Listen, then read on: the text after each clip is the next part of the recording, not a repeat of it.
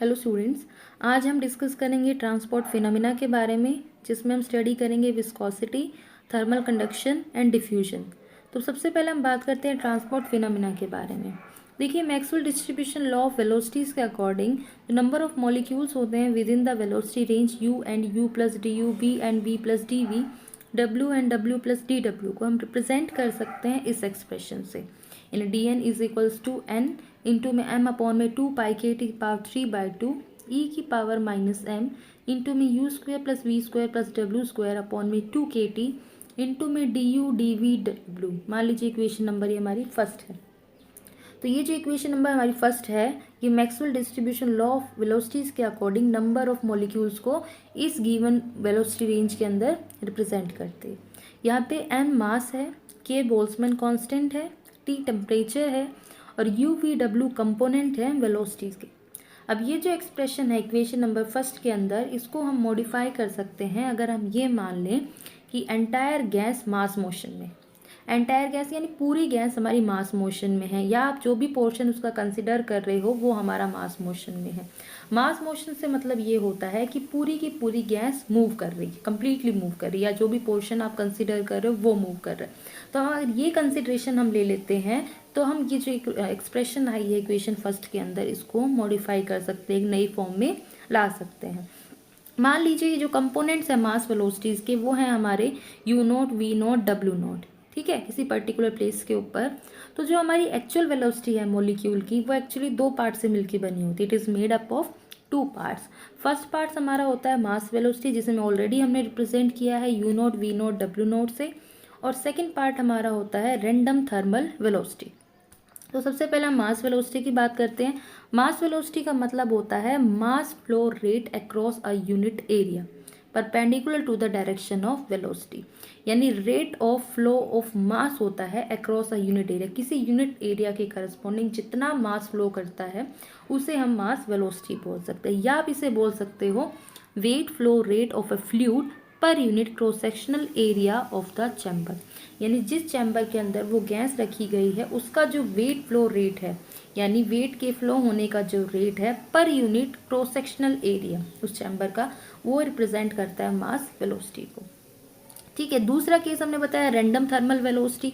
तो देखिए, actual velocity हम यू बोल रहे हैं, इसको दो पार्ट्स के अंदर ब्रेक कर रहे हैं। एक को हमने बोल दिया मास वेलोसिटी, दूसरे को हमने बोल दिया थर्मल वेलोसिटी। इसको हमने, मान लीजिए हम एक कंपोनेंट की बात करें यू की, तो मास वेलोसिटी यहाँ यू नोट बन गई यू के करस्पॉन्डिंग। तो जो हमारी थर्मल वेलोसिटी होगी उसे हम लिख सकते हैं you minus U note. Actual ये है, एक पार्ट ये है, तो दूसरा पार्ट हमारा u माइनस यू नोट बन जाएगा। सिमिलरली सेकेंड कंपोनेंट के लिए v माइनस वी नोट और w माइनस डब्ल्यू नोट हो जाएंगे। तो इस तरीके से u minus U nought, v minus V nought और w माइनस डब्ल्यू नोट हमारे रिप्रेजेंट करेंगे रैंडम थर्मल वेलोसिटी को।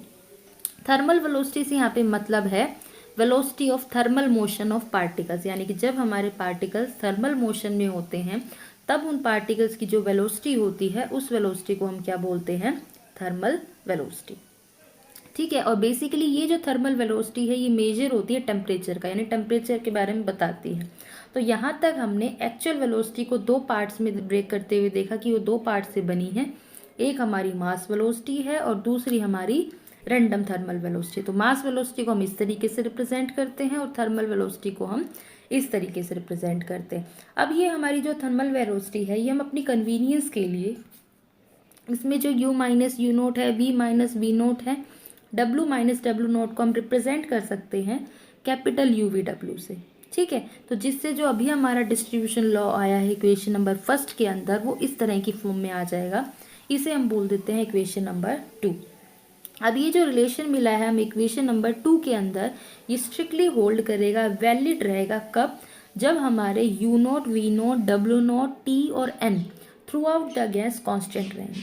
यहाँ पे u नोट, v नोट और w नोट हमारे, अभी देखा हमने, मास वेलोसिटीज़ है, t टेम्परेचर है और n यहाँ पे number of particles per unit volume है। तो अगर ये फैक्टर्स हमारे through out the gas constant रहते हैं तो हमारा ये जो रिलेशन है ये स्ट्रिक्टली होल्ड करेगा या वैलिड रहेगा।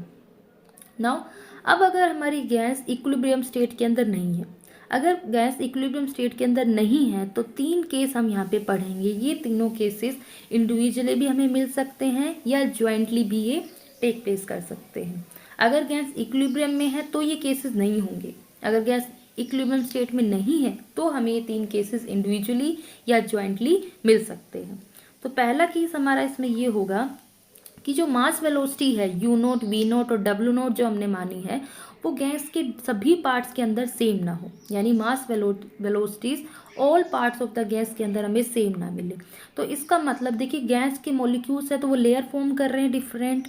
अगर वो उनकी वेलोसिटी सेम नहीं होगी, मास वेलोसिटी सेम नहीं होगी, तो किसी की वेलोसिटी ज़्यादा होगी और किसी की वेलोसिटी कम होगी, या हम कह सकते हैं एक लेयर की वेलोसिटी ज़्यादा होगी तो दूसरे की कम होगी, जिसकी वजह से वो लेयर्स रिलेटिव मोशन में आ जाएंगी with respect to one another, क्योंकि वेलोसिटीज का डिफरेंस क्रिएट हो गया यहाँ पे। इस केस के अंदर एक लेयर तो है जिसकी वेलोसिटी ज़्यादा है, उसका मोमेंटम भी ज़्यादा होगा, और जिस लेयर की वेलोसिटी कम है उसका मोमेंटम भी कम होगा, क्योंकि मोमेंटम डिपेंड करता है वेलोसिटी पे। तो जिस लेयर का मोमेंटम ज़्यादा है या जो फास्टली मूव कर रही है तो वो अपना मोमेंटम लूज कर देगी उस लेयर को जो लेयर स्लोली मूव कर रही है, जिनकी वेलोसिटी कम है। तो इस वजह से एक फिनोमेना हमारा बनेगा, उस फिनोमेना को हम बोल देते हैं विस्कोसिटी। ठीक है। सेकंड केस हमारा ये हो सकता है कि through out the gas temperature same ना रहे सभी पार्ट्स में। तो इस केस के अंदर एक रीजन तो ऐसा होगा जिस रीजन का टेम्परेचर हायर होगा और एक रीजन का टेम्परेचर लोअर होगा। तो यहाँ जिस रीजन का टेम्परेचर ज़्यादा है वहाँ से थर्मल एनर्जी पास हो जाएगी उस रीजन को जिस रीजन का टेम्परेचर लोअर है, यानी कि thermal energy will pass from a region of lower temperature to from a region of higher temperature to a region of lower temperature, जिसकी वजह से एक फिनोमेना बनेगा। उस फिनोमेना को क्या बोल देते हैं हम? कंडक्शन। तो अभी यहाँ पे हमने 2 फिनोमेना देखे। एक फिनो हमारा विस्कोसिटी होता है, ये तब होता है जब मास वेलोसिटी सेम नहीं होती है, और दूसरा फिनोमेना हमने देखा कंडक्शन, ये जब होता है जब टेम्परेचर सेम नहीं होता है थ्रू आउट द गैस। अब हम थर्ड केस की बात करेंगे। थर्ड केस ये है if number of molecules per unit volume, जिसको हम स्मॉल n से रिप्रेजेंट करते हैं, ये सेम ना हो, यानी कि through out the gas n very करे। तो इस केस के अंदर जो नंबर ऑफ मॉलिक्यूल्स है, जो हमारे मॉलिक्यूल्स है वो पास करेंगे from the region of higher concentration to the region of lower concentration. तो इस वजह से जो फिनोमेना हमारा बनेगा उस फिनोमेना को हम बोल देंगे डिफ्यूजन। अभी हमने 3 फिनोमेना यहाँ देखे। पहला हमने विस्कोसिटी देखा जो हमारा ट्रांसपोर्ट ऑफ मोमेंटम का था, दूसरा हमने कंडक्शन देखा जो ट्रांसपोर्टेशन ऑफ एनर्जी था, और तीसरा हमने डिफ्यूजन देखा जिसमें मास का ट्रांसपोर्टेशन होता है। तो ये जो तीनों फिनोमेना हमें मिले हैं, इन्हीं फिनोमेना को हम क्या बोल देते हैं? Transport phenomena. अब ये जो फिनोमेना है ये इरिवर्सिबल होते हैं, जिस तरीके से हम थर्मोडायनेमिक्स में इरिवर्सिबिलिटी पढ़ते हैं। देखिए इरिवर्सिबल का मतलब क्या होता है कि कोई भी प्रोसेस हमारा दोबारा रिवर्ट बैक ना हो सके या फिर रिवर्सली ना आ सके। तो ठीक उसी तरह यहाँ जो ये हम ट्रांसपोर्ट फिनोमेना पढ़ रहे हैं, विस्कोसिटी के बारे में, कंडक्शन के बारे में, डिफ्यूजन के बारे में, ये इरिवर्सिबल होते हैं, यानी दोबारा से रिट्रेस बैक नहीं हो सकते हैं। अब ये जो तीनों फिनोमेना है ये हमारे होते हैं थर्मल एजिटेशन की वजह से, यानी जब मॉलिक्यूल्स के बीच में थर्मल एजिटेशन होता है। अब थर्मल एजिटेशन का मतलब क्या है कि जब हमारा टेम्परेचर एब्सोल्यूट 0 से ज़्यादा होता है तो उस वक्त मॉलिक्यूल्स के अंदर एक थर्मल मोशन होता है, मॉलिक्यूल्स या एटम्स में। उस थर्मल मोशन को हम थर्मल एजिटेशन बोल देते हैं, यानी टेम्परेचर के बढ़ने से। या आप थर्मल एजिटेशन बोल सकते हो एक ceaseless random motion of molecules of a substance when the substance is associated with a heat source, यानी जब हमारा सब्सटेंस हीट सोर्स से एसोसिएटेड होता है तो उस वक्त, यानी इसका टेम्परेचर जब बढ़ रहा होता है तो उस वक्त जो मॉलिक्यूल्स के बीच में जो रैंडम मोशन होता रहता है उसे हम बोल देते हैं थर्मल एजिटेशन। ठीक है। अब यहाँ पे क्या देखा, जो ये मॉलिक्यूल्स हैं हमारे, ये हमारे मोमेंटम कैरी कर रहे हैं, एनर्जी कैरी कर रहे हैं, मास कैरी कर रहे हैं फ्रॉम किसी भी लेयर से, यानी जिस लेयर का मास मोमेंटम ज़्यादा है, वो जिस लेयर की एनर्जी ज़्यादा है, जिस लेयर का मास ज़्यादा है, तो वहाँ से वो मोमेंटम, एनर्जी और मास को कैरी कर रहे हैं उस रीजन पे जहाँ इनकी वैल्यू कम है। तो ये इसीलिए कर रहे हैं ताकि जो डिफरेंस क्रिएट हो रहा है, difference in their mass velocities, that is difference in there momentum, या उनकी एनर्जी के बीच में जो डिफरेंस क्रिएट हो रहा है या उनके मास के बीच में, कंसेंट्रेशन के बीच में जो डिफरेंस क्रिएट हो रहा है उसको हम न्यूट्रलाइज कर दें, इसीलिए मॉलिक्यूल्स अपने साथ कैरी करते हैं मोमेंटम को from the region of their higher value to the lower values. ठीक है, या आप ये कह सकते हो to neutralise the difference in their U nought, V nought, W nought, T and N. वे U nought, V nought, W nought mass velocities की वजह से जो हमने विस्कोसिटी में देखा, टी टेम्परेचर की वजह से जो हमने कंडक्शन में देखा, और N number of particles per unit volume जो हमने डिफ्यूजन के अंदर देखा। तो यहाँ पे हम ये कह सकते हैं अगर कोई मॉलिक्यूल हमारा मूव कर रहा है, इन चीज़ों को लेके कैरी कर रहा है, तो उस केस में वो कोई ना कोई पाथ फॉलो करेगा, यानी कि जब भी वो हायर लेवल से लोअर लेवल में जाएगा, हायर टेम्परेचर से या हायर एनर्जी से, तो वो कोई ना कोई पाथ फॉलो करेगा। तो जो डिस्टेंस वो ट्रैवल करेगा उस डिस्टेंस को उसको हम बोल सकते हैं फ्री पाथ, और उसको हम रिप्रेजेंट कर सकते हैं लैम्डा से। तो लैम्डा का मतलब क्या है, जब मोमेंटम एनर्जी का या आप कह सकते हैं मास का ट्रांसफर हो रखता है, उस वक्त जो डिस्टेंस ट्रैवल किया जाता है उस डिस्टेंस हम रिप्रेजेंट करते हैं लैम्डा से। अब अगर हमारी गैसेस इक्विलिब्रियम में है या बैलेंस्ड है, तो उस केस में जितना ट्रांसफर एक साइड से होगा उतना ही इक्वल ट्रांसफर अपोजिट साइड से होगा। बट अगर केसेस जिसके अंदर हमारी इक्विलिब्रियम में नहीं है, यानी अनइक्विलिब्रियम स्टेट के अंदर है, तो उसके अंदर तो कंटिन्यूस ट्रांसफर इन क्वांटिटीज़ का होता रहेगा, जिसकी वजह से करस्पॉन्डिंग हमें ट्रांसपोर्ट फिनोमिना मिलते जाएंगे। तो सबसे पहले हम बात करेंगे विस्कोसिटी के बारे में। देखिए विस्कोसिटी का मतलब क्या होता है, ट्रांसफर ऑफ मोमेंटम, यानी यहाँ पे मोमेंटम का ट्रांसफर होता है। अब हम कंसिडर कर लेंगे एक गैस, मान लीजिए वो गैस में मूव कर रही है पैरेलल लेयर्स की फॉर्म में, इस तरीके से पैरेलल लेयर्स की मूव कर रही है, और पैरेलल है वो एक्स जेड प्लेन के, मान लीजिए एक्स एक्सिस है, जेड है, ये वाई है, तो एक्स जेड एक्सिस के पैरेलल मतलब ये बनेगा। तो इस तरीके से हमारी गैस मूव कर रही है लेयर्स की फॉर्म। लेट जो मास मोशन है मॉलिक्यूल्स का वो हम रिप्रेजेंट कर रहे हैं एक्स एक्सिस के पैरेलल, इस तरीके से हम रिप्रेजेंट कर रहे हैं। वेलोसिटी जो है अगर ये OX के क्लोज है, कांटेक्ट में, तब तो जीरो है, और जैसे जैसे हम वाई एक्सिस के अलोंग ऊपर बढ़ते जाते हैं वेलोसिटीज हमारी यूनिफॉर्म रेट से इंक्रीज होती जाती है। ठीक है, यानी कि there is an increase in the velocities along the Y direction, और परपेंडिकुलर टू वाई डायरेक्शन हमारी परपेंडिकुलर है OX एक्सिस की। तो यूनिफॉर्म रेट से वाई एक्सिस के अलोंग हमारी वेलोसिटी इंक्रीज होती रहती है, या हम कह सकते हैं there is a velocity gradient along Y direction.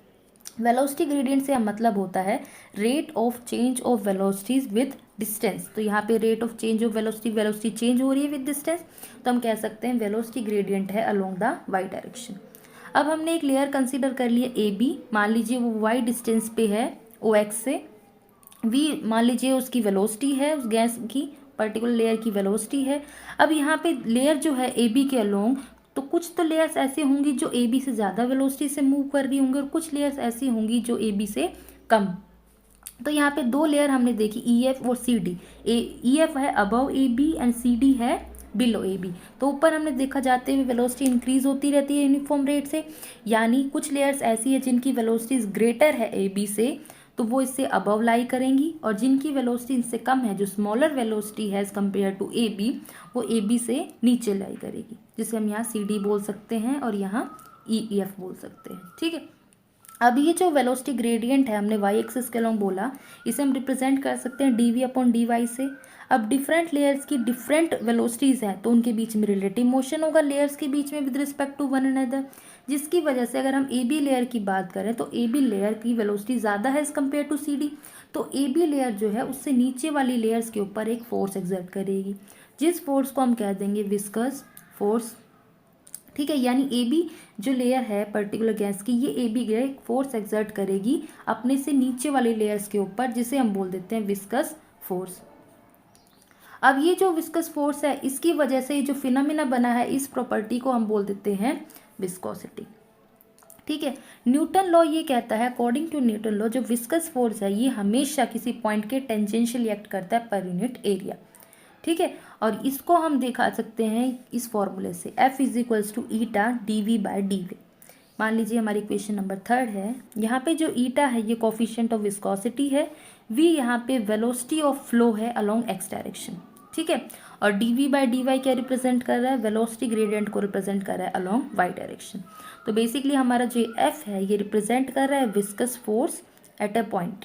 ठीक है, अब यहाँ पे जो ये मॉलिक्यूल्स हैं AB लेयर के, ये फॉरवर्डली मूव कर रहे हैं, अभी हमने देखा पैरेलल लेयर्स की फॉर्म में मूव कर रहे हैं किसी पर्टिकुलर वेलोसिटी v से।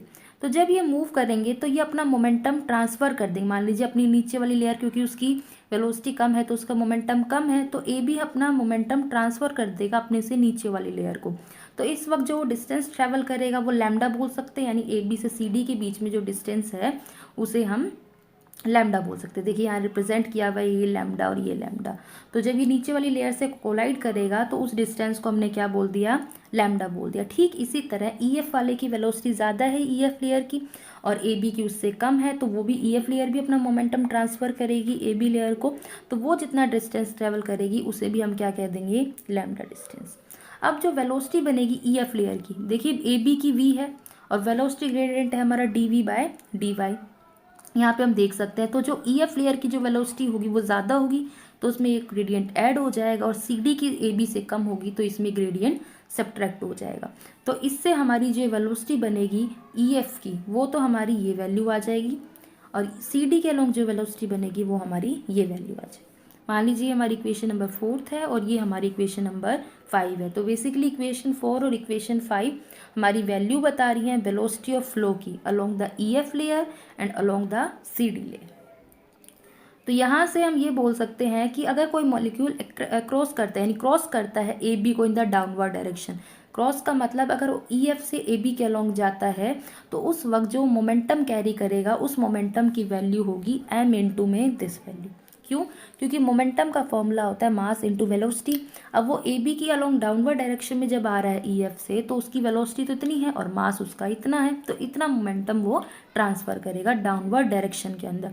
सिमिलरली जो मॉलिक्यूल्स AB से नीचे हैं, जैसे हम यहाँ CD की बात कर सकते हैं, तो वो जब AB की तरफ आएंगे अपवर्ड डायरेक्शन में, तो वो मॉलिक्यूल इतना मोमेंटम ट्रांसफ़र करेंगे, क्योंकि AB से जो नीचे वाली लेयर है, मान लीजिए CD है, उसकी वेलोसिटी इतनी है और मास ये है, तो उसका मोमेंटम ये हो जाएगा। तो अपवर्ड डायरेक्शन में वो इतना मोमेंटम ट्रांसफ़र करेंगे, यानी इतना मोमेंटम ट्रांसफ़र होगा towards AB in the downward direction और इतना मोमेंटम ट्रांसफ़र होगा इन द अपवर्ड डायरेक्शन। तो जो नेट ट्रांसफ़र ऑफ मोमेंटम होगा कि नेट कितना होगा प्लेन AB के अक्रॉस, तो वो हमारा क्या हो जाएगा, सब्ट्रैक्ट कर देंगे, ज़्यादा में से कम वाली वैल्यू घटा देंगे, तो जिससे हमें ये वैल्यू मिल जाएगी। तो इसे हम इक्वेशन नंबर 6 बोल देते हैं। तो इक्वेशन नंबर 6 हमारी रिप्रेजेंट कर रही है net transfer of momentum to the plane AB।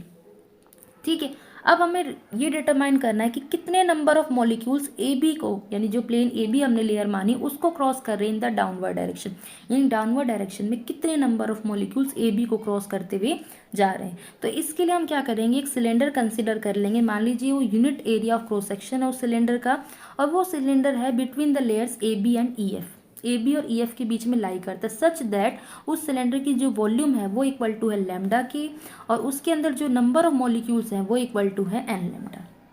n यहाँ पे है number of molecules per unit volume. ठीक है, तो यहाँ पे हम देख सकते हैं, देखिए इसका नंबर ऑफ मॉलिक्यूल्स हमने n लैम्डा से कैसे रिप्रेजेंट किया, उसकी वॉल्यूम क्या है, लैम्डा है, और n हमारा क्या है, number of molecules per unit volume. तो number of molecules per unit volume को जब हम वॉल्यूम से मल्टीप्लाई करेंगे तो हमें नंबर ऑफ मॉलिक्यूल्स ही मिल जाएंगे। तो यहाँ से हम कह सकते हैं कि n लैम्डा किसको रिप्रेजेंट कर रहा है, number of molecules in the cylinder को रिप्रेजेंट कर रहा है। ठीक है, अब फर्दर हम यहाँ देख सकते हैं कि ठीक है n लैम्डा हमारे टोटल नंबर ऑफ मॉलिक्यूल्स है। अब ये जो मॉलिक्यूल्स है ये along x y z travel कर सकते हैं तीनों डायरेक्शन के along with their average speed c बार। ठीक है, तो अगर हम किसी एक एक्सिस की बात करेंगे, मान लीजिए जैसे हम यहाँ y एक्सिस की बात करें, तो y एक्सिस के अलोंग तो in total number of molecules का 1/3 ही जाएगा, क्योंकि 1/3 x एक्सिस के अलोंग जाएगा, 1/3 y एक्सिस के अलोंग और 1/3 z एक्सिस के अलोंग। तो अगर हम ये देखें कितने number of molecules y axis के अलोंग मूव करेंगे, तो वो क्या होगा हमारा 1/3 ऑफ दिस n लैम्डा।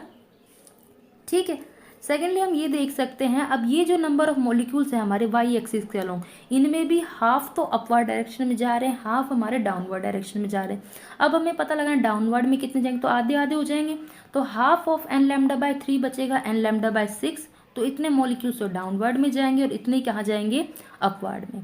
अब जो मॉलिक्यूल्स EF से डाउनवर्ड डायरेक्शन में आ रहे हैं, AB को क्रॉस कर रहे हैं, उनकी स्पीड क्या होगी, या उनकी स्पीड कितनी, अभी हमने देखा एवरेज स्पीड से ट्रैवल कर रहे हैं, और जो डिस्टेंस है वो लैम्डा, EF और AB के बीच का डिस्टेंस है लैम्डा। तो वो टाइम कितना ले रहे हैं, टाइम का मतलब होता है डिस्टेंस अपॉन में स्पीड, डिस्टेंस लैम्डा, स्पीड है सी बार। तो ई एफ से ए बी तक आने में जितना उनको टाइम लग रहा है उसकी वैल्यू हम बोल सकते हैं लैम्डा अपॉन में सी बार।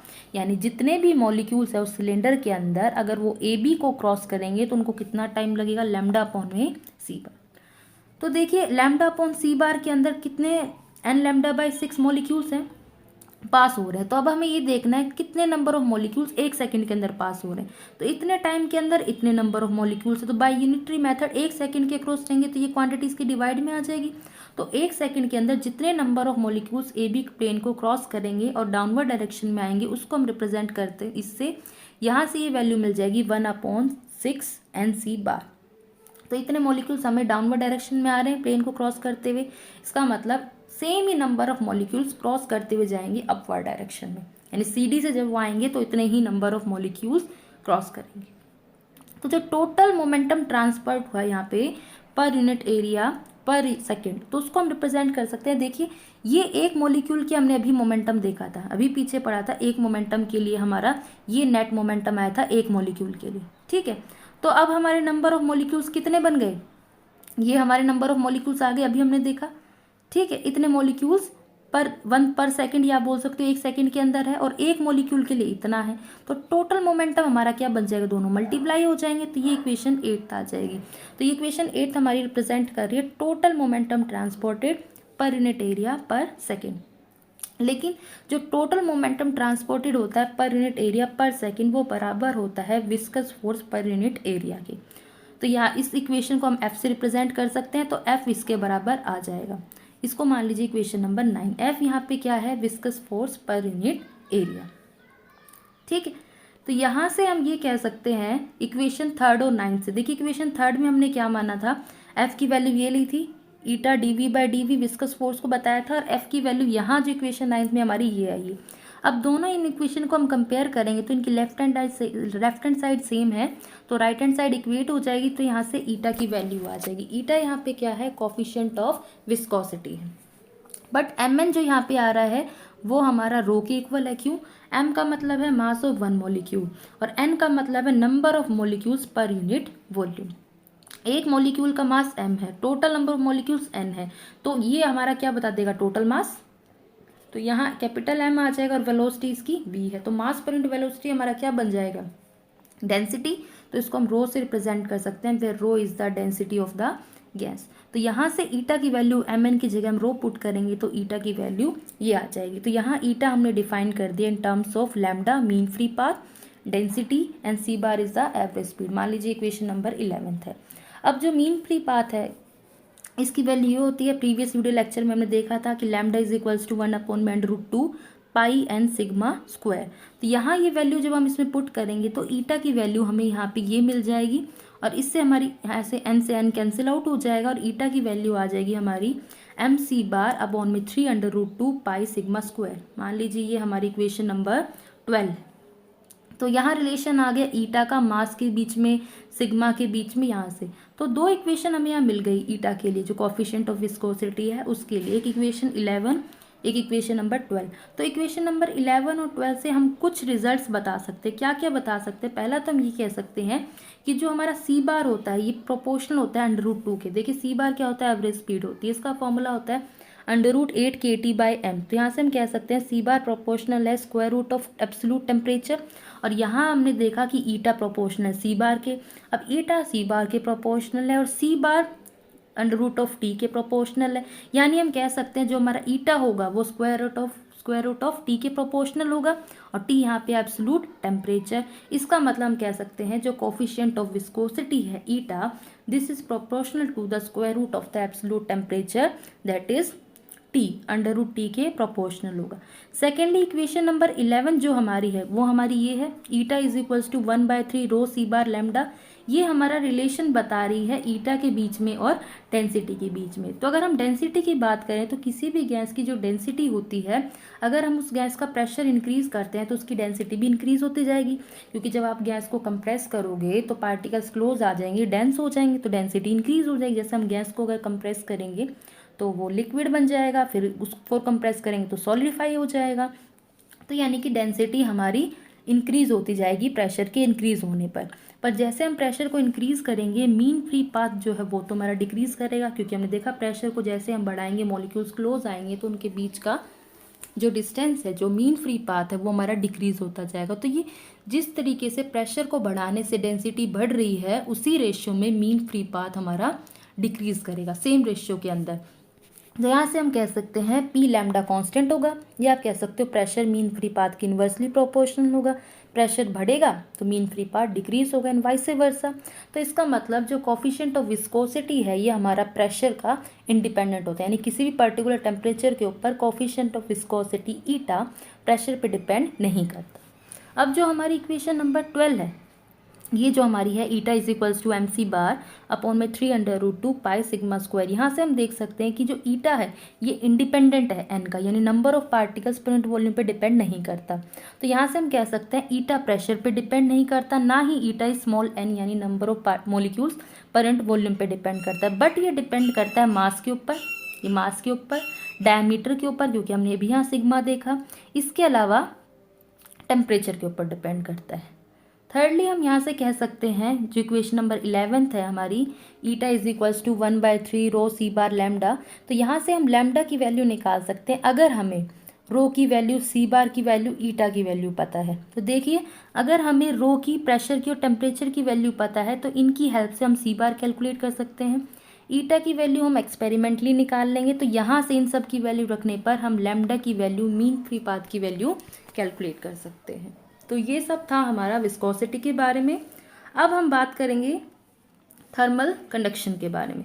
तो जो हमारा थर्मल कंडक्शन है ये सेम उसी तरह है जिस तरह से हमने विस्कोसिटी पढ़ा था। ओनली डिफरेंस यहाँ पे क्या है कि जो हमने विस्कोसिटी पढ़ा था उस केस के अंदर मॉलिक्यूल जो हमारे हैं वो मोमेंटम को कैरी कर रहे थे, और यहाँ पे मोमेंटम हीट एनर्जी को कैरी करेंगे। यानी यहाँ जो मॉलिक्यूल्स होंगे वो हमारे कैरियर्स ऑफ हीट एनर्जी होंगे, जबकि वहाँ पे कैरियर ऑफ मोमेंटम थे। यहाँ पे हम सपोज कर लेंगे कि suppose that the gas is at rest, और गैस के अंदर number of molecular layers present है, क्योंकि मॉलिक्यूल्स है तो करस्पॉन्डिंग मॉलिक्यूलर लेयर्स भी होगी। तो हमने यहाँ सपोज कर लिया कि गैस हमारी रेस्ट पे है और उसके अंदर large number of molecular layers present है। अब जो ये मॉलिक्यूल्स है इस लेयर के डिफर करेंगे दूसरी लेयर के मॉलिक्यूल से इन टर्म्स ऑफ देयर टेम्परेचर। किसी एक लेयर का टेम्परेचर ज़्यादा है, किसी एक लेयर का टेम्परेचर कम होगा। तो ये जो लेयर के मॉलिक्यूल्स हैं, किसी पर्टिकुलर लेयर के मॉलिक्यूल्स अदर लेयर के मॉलिक्यूल से डिफर करेंगे इन टर्म्स ऑफ देयर टेम्परेचर। तो अगर हम किसी स्टेडी स्टेट की बात करते हैं तो स्टेडी स्टेट के अंदर जो टेम्परेचर है वो यूनिफॉर्म रेट से डिक्रीज करता हुआ जाता है अगर हम हॉट लेयर से कोल्ड लेयर के अंदर जाते हैं। ठीक है कि जैसे जैसे हम हॉट लेयर से कोल्ड की तरफ जाएंगे टेम्परेचर हमारा यूनिफॉर्म रेट से डिक्रीज होता हुआ जाएगा, अगर हम स्टेडी स्टेट की बात कर रहे हैं तो अगर ये यूनिफॉर्म रेट से टेम्परेचर डिक्रीज होगा तो करस्पॉन्डिंग हमें यूनिफॉर्म टेम्परेचर ग्रेडियंट ऑब्टेन होगा। तो इसीलिए हम एक लेयर कंसिडर करते हैं। यहाँ पे एक लेयर मान ली हमने ए बी, जैसे हमने पहले विस्कोसिटी में मानी थी। मान लीजिए डिस्टेंस वाई है from the O X axis और इसका टेम्परेचर है थीटा। इससे ऊपर एक लेयर ई एफ मानी है, इसके नीचे एक लेयर सी डी मानी है। दोनों ही इक्वल डिस्टेंस के ऊपर हैं लैम्डा, जिसे हम बोल सकते हैं mean free path of molecules. यहाँ पे D theta upon D Y represent कर रहा है टेम्परेचर ग्रेडियंट को। तो जो ई एफ वाली लेयर है ये हमने देखा ऊपर है ए बी से, तो इसका टेम्परेचर ज़्यादा होगा तो इसमें टेम्परेचर ग्रेडियंट ऐड हो जाएगा। और जो सी डी है ये ए बी से नीचे है तो इसका टेम्परेचर हमारा कम होगा, इसमें ये टेम्परेचर ग्रेडियंट सब्ट्रैक्ट हो जाएगा। तो यहाँ से हमें ये वैल्यू मिलेगी। यहाँ से हम ये कह सकते हैं, देखिए कि जो मॉलिक्यूल्स होंगे किसी भी गैस के वो हमारे पास होंगे ई एफ से, और ई एफ से जब ए बी की तरफ आएंगे तो वो डाउनवर्ड डायरेक्शन में मूव करेंगे। तो इसका मतलब ई एफ वाले जो करस्पॉन्डिंग लेयर है ई एफ के अलोंग, उसके जो मॉलिक्यूल्स हैं उनकी kinetic energy of thermal agitation, या आप कह सकते हैं उनकी काइनेटिक एनर्जी ज़्यादा होगी देन द मॉलिक्यूल जो हमारे सी डी की तरफ से आ रहे हैं अपवर्ड डायरेक्शन में। यानी ई एफ की तरफ से जो मॉलिक्यूल्स हमारे डाउनवर्ड डायरेक्शन में जा रहे हैं टुवर्ड्स ए बी, उनकी काइनेटिक एनर्जी ज़्यादा होगी देन द मॉलिक्यूल्स जो सी डी की तरफ से आ रहे हैं अपवर्ड डायरेक्शन में टुवर्ड्स ए बी। तो यहाँ से हम कह सकते हैं कि जो एवरेज एनर्जी होगी मॉलिक्यूल्स की below the layer A B वो धीरे धीरे इंक्रीज होगी, क्योंकि ऊपर से जब नीचे आ रहे हैं तो नीचे तो इंक्रीज होगी, और जो नीचे से ऊपर जा रहे हैं उनकी डिक्रीज होगी। तो यहाँ से हम कह सकते हैं the average energy of the molecules below A B is continuously increasing. ठीक है। And those of above A B is continuously decreasing, क्योंकि ऊपर से नीचे आएंगे हाई टू लो, तो ऊपर वाली तो कम होती जाएगी और नीचे वाली ज़्यादा होती जाएगी। और हम ये कह सकते हैं कि जो टेम्परेचर होगा गैस का बिलो ए बी वो तो हमारा इंक्रीज होता जाएगा क्योंकि ऊपर से नीचे आते जाएंगे, और जो अबव ए बी है वहाँ का टेम्परेचर हमारा कंटिन्यूसली डिक्रीज होता जाएगा। ठीक है, तो इसका मतलब जो गैस है वो हमारी हीट का कंडक्ट कर रही है, ट्रांसफर कर रही है फ्रॉम EF टू CD, जिसकी वजह से हमारा क्या हो जाएगा, एक इक्वलिटी हो जाएगी पूरी की पूरी होल मास ऑफ गैस के लिए। ठीक है, यानी जैसे जैसे ऊपर वाले की जो EF अलोंग लेयर है उसकी काइनेटिक एनर्जी ज़्यादा है, उसका टेम्परेचर भी हमारा ज़्यादा है, नीचे वाली लेयर जो CD है उसकी काइनेटिक एनर्जी कम है, उसका टेम्परेचर भी कम है, तो ऊपर से जब नीचे की तरफ आएंगे तो नीचे वाली जो लेयर उसका टेम्परेचर या आप कह सकते हो एवरेज एनर्जी कंटिन्यूसली इंक्रीज होती भी जाएगी, जब तक कि पूरी के पूरा जो होल गैस है, होल मास है, वो इक्वलिटी में ना आ जाए, बराबर ना हो जाए। तो यहाँ से हम ये कह सकते हैं कि जो नंबर ऑफ मॉलिक्यूल्स हैं हमारे क्रॉस करेंगे ए बी को अपवर्ड डायरेक्शन में या ए बी की तरफ डाउनवर्ड डायरेक्शन में आएंगे पर यूनिट एरिया पर सेकंड, वो अभी हमने पीछे देखा था 1/6 ऑफ NC बार होंगे कि भाई टोटल n लैम्डा है, तो हमारे उसमें फिर हमने n लैम्डा में से पहले तो XYZ एक्सिस के अलॉन्ग चले गए, फिर y के अलॉन्ग भी अपवर्ड और डाउनवर्ड चले गए, फिर हमने इसका टाइम पीरियड निकाला, देन हमने नंबर ऑफ मॉलिक्यूल्स क्रॉसिंग पर यूनिट एरिया पर सेकंड कैलकुलेट किया था। तो जो इक्वेशन नंबर 7 है उससे हमने देखा था ये इक्वल टू हमारे आए थे NC बार अपॉन में 6। यहाँ पे n क्या है, number of molecules per unit volume, C बार यहाँ पे है average speed of the molecules. तो यहाँ पे जो टोटल एनर्जी जो मॉलिक्यूल्स कैरी कर रहे हैं, मान लीजिए वो ए बी की तरफ डाउनवर्ड डायरेक्शन में आ रहे हैं, तो इस वक्त वो कितनी टोटल एनर्जी कैरी कर रहे हैं। तो देखिए एनर्जी का फॉर्मूला होता है Q is equals to mc/dt या डेल्टा T। Q यहाँ पे हीट एनर्जी है, m मास है, C स्पेसिफिक हीट है, डेल्टा T टेम्परेचर को शो कर रहा है। तो जब वो EF से डाउनवर्ड डायरेक्शन में आएंगे टुवर्ड्स AB, तो जो जितनी molecules total heat energy carry करेंगे उसे हम लिख सकते हैं, देखिए एक मॉलिक्यूल का मास m है, total number of molecules per unit volume हमारे कितने NC बार 6, तो ये तो हमारा मास बन गया। यहाँ पे स्पेसिफिक हीट क्या आ जाएगी CV, क्योंकि एक का मास m है एक मॉलिक्यूल का और इतने नंबर ऑफ मॉलिक्यूल्स हैं, तो ये तो मास आ गया, ये CV आ गया। और टेम्परेचर के लिए EF लेयर का टेम्परेचर कितना है, थीटा प्लस में डी थीटा अपॉन में dy इंटू में लैम्डा। तो इस तरीके से हमें ये हीट एनर्जी मिल जाएगी। यहाँ m मास को शो कर रहा है, CV specific heat of the gas को शो कर रहा है एट कांस्टेंट वॉल्यूम पर ग्राम। ठीक है, तो यहाँ से हम देख सकते हैं सिमिलरली ये तो EF से आई थी अभी पीछे, सिमिलरली हमारी हीट एनर्जी आएगी CD से AB की तरफ अपवर्ड डायरेक्शन में, तो उसके करस्पॉन्डिंग जो हीट एनर्जी कैरी करेंगे molecules per unit area per second, उसको हम रिप्रेजेंट कर सकते हैं सेम, ये मास तो यही रहेगा, CV ये आ जाएगा और वहाँ का टेम्परेचर जो CD से आएगा वो क्या होगा, ये वैल्यू होगी उसकी। तो यहाँ हम देख सकते हैं जो नेट वैल्यू बचेगी एनर्जी की वो क्या बचेगी, ज़्यादा में से कम वाली वैल्यू सब्ट्रैक्ट कर देंगे तो ये वैल्यू आ जाएगी, इसे हम इक्वेशन नंबर 13 बोल देते हैं। तो इक्वेशन 13 बेसिकली रिप्रेजेंट कर रही है नेट ट्रांसफर ऑफ एनर्जी। देखिए इस तरीके से हम डायग्राम में रिप्रेजेंट कर सकते हैं ट्रांसपोर्ट ऑफ एनर्जी, कंडक्शन को शो कर सकते हैं।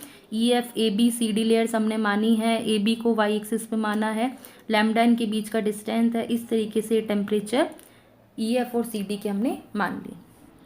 अब यहाँ जो थर्मल कंडक्टिविटी होगी गैस की उसको हम डिफाइन कर सकते हैं कि थर्मल कंडक्टिविटी का मतलब होता है quantity of heat flowing per unit area per second per unit temperature gradient, यानी कितनी हीट, कितनी quantity of heat energy flow करती है पर यूनिट एरिया पर सेकेंड और पर यूनिट टेम्परेचर ग्रेडियंट, उसे हम क्या बोल देते हैं, थर्मल कंडक्टिविटी, जिसे हम Q से रिप्रेजेंट करेंगे। Then Q is equals to K D theta upon में dy। मान लीजिए इक्वेशन नंबर 14 है, K यहाँ पे क्या है, थर्मल कंडक्टिविटी है, और हम कह सकते हैं रिप्रेजेंट कर रहा है थर्मल कंडक्टिविटी को, या आप कह सकते हो coefficient of thermal conductivity of the gas. अब इक्वेशन 13 और 14 को अगर हम कंपेयर करेंगे तो फ्रॉम इक्वेशन 13 एंड 14 दोनों की लेफ्ट हैंड साइड Q है सेम है, तो राइट हैंड साइड को हम इक्वेट कर देंगे, जिससे हमें ये वैल्यू मिल जाएगी K D theta by D Y is equals to this value. दोनों साइड से D theta by D Y क्या हो, कैंसिल, तो K की वैल्यू हमें ये मिल जाएगी। अगेन mn रो के बराबर है,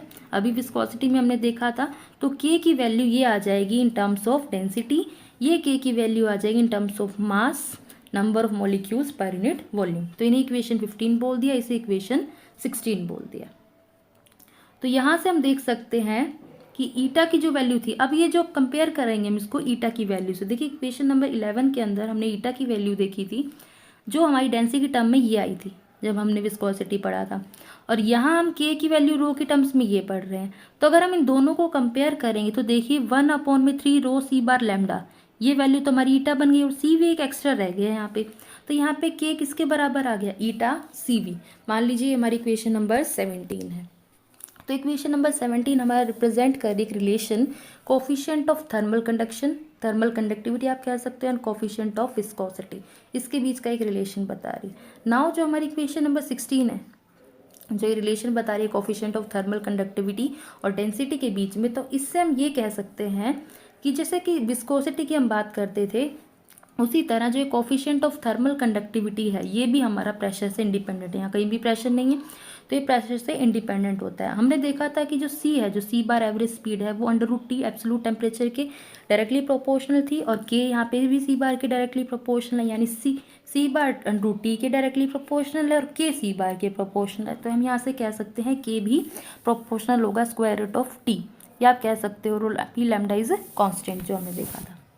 तो अब हम यहाँ पे लैम्डा की वैल्यू पुट करेंगे मीन फ्री पाथ की इक्वेशन नंबर 15 के अंदर। ये जो इक्वेशन नंबर 15 है, k = 1/c mn c bar C V lambda. तो यहाँ जब हम पुट करेंगे तो k की वैल्यू हमारी इस तरीके से आ जाएगी, mn c bar C V upon में 3√2 पाई n सिग्मा स्क्वायर। यहाँ से n से n कैंसिल, तो हमें ये वैल्यू मिल जाएगी। अच्छा, यहाँ से हम देख लिए कि m हमारा क्या है, मास ऑफ 1 मोलिक्यूल। तो हम यहाँ कंसिडर कर देते हैं कि लेट m यहाँ पे मोलिकुलर वेट है, या मोलिकुलर वेट कह लीजिए, या मोलर मास, यानी कि 1 मोल का मास है m। ठीक है, यानी कि 1 मोल या पूरे मोल क्या, तो पूरे मोल के अंदर कितने होते हैं, n नंबर ऑफ मोलिक्यूल्स होते हैं। तो आप इसको कह सकते हो कि m × n = कैपिटल M, यानी जो टोटल मोलर मास होगा, 1 मोल का मास होगा या मोलिकुलर वेट होगा, वो बराबर किसका होगा, जितना एक मोलिक्यूल का मास ये है, टोटल नंबर ऑफ मोलिक्यूल्स इतने हैं, तो ये भी वही बन गया हमारा।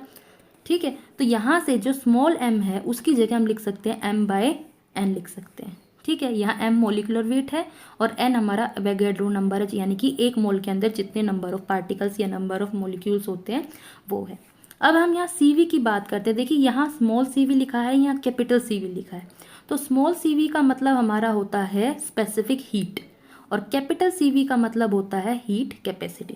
तो हम बात करते हैं कि पहले हीट कैपेसिटी और स्पेसिफिक हीट का मतलब क्या होता है। देखिए हीट कैपेसिटी का मतलब होता है अमाउंट ऑफ हीट एब्जॉर्ब्ड और rejected to change the temperature by 1 unit, यानी 1 यूनिट टेम्परेचर को चेंज करने के लिए कितनी अमाउंट ऑफ हीट एब्जॉर्ब की जाती है या रिजेक्ट की जाती है, वो हमारी हीट कैपेसिटी होती है।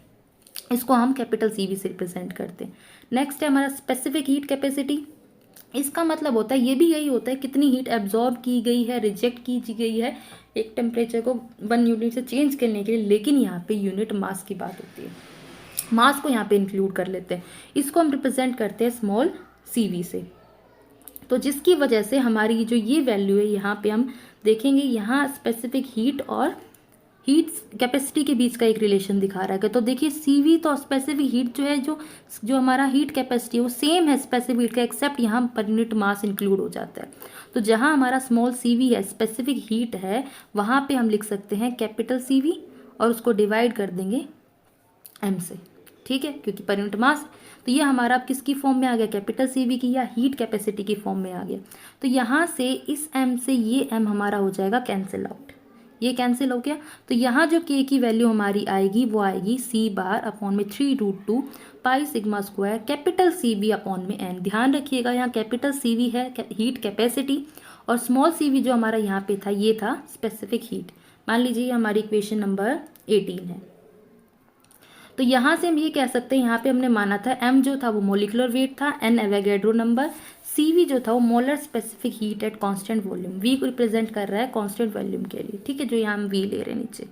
अब यहाँ से थर्ड केस हम ये बोल सकते हैं कि जो C बार है, जो एवरेज स्पीड है, वो √8 kT/πm रहती है हमारी।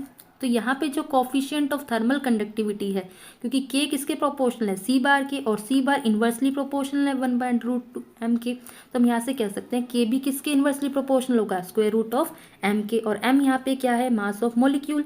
तो यानी कि अब अगर हम हाइड्रोजन की बात करेंगे तो हाइड्रोजन का मास तो सबसे कम होता है, तो इसका मतलब हाइड्रोजन का जो कोफिशिएंट ऑफ थर्मल कंडक्टिविटी होगा k, वो लार्ज होगा as compare to other gases at a particular given temperature. So this is all about thermal conduction. तो हम थर्ड ट्रांसपोर्ट फिनोमिना की बात करते हैं, जिसका नाम है डिफ्यूजन। तो डिफ्यूजन में देखिए यहाँ पे क्या होता है, ट्रांसपोर्ट ऑफ मास होता है। तो हम एक गैस कंसिडर कर लेंगे, मान लीजिए उस गैस के अंदर large number of molecular layers present है।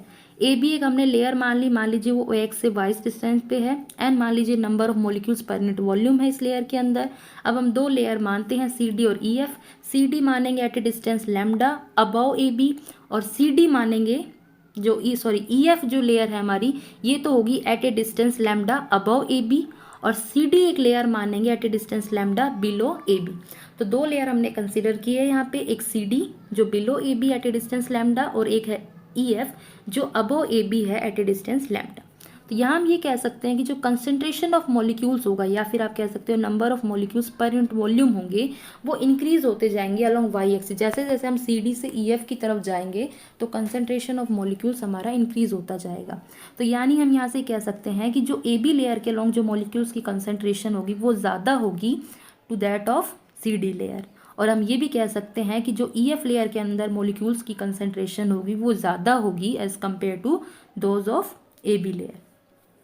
तो यहाँ से हम कह सकते हैं कि जो मॉलिक्यूल्स है ड्यू टू थर्मल एजिटेशन वो मूव करेंगे from E F to C D, यानी ए बी को क्रॉस करके जाएंगे, जब तक पूरे की पूरी through out the gas same concentration हमारी नहीं बन जाती।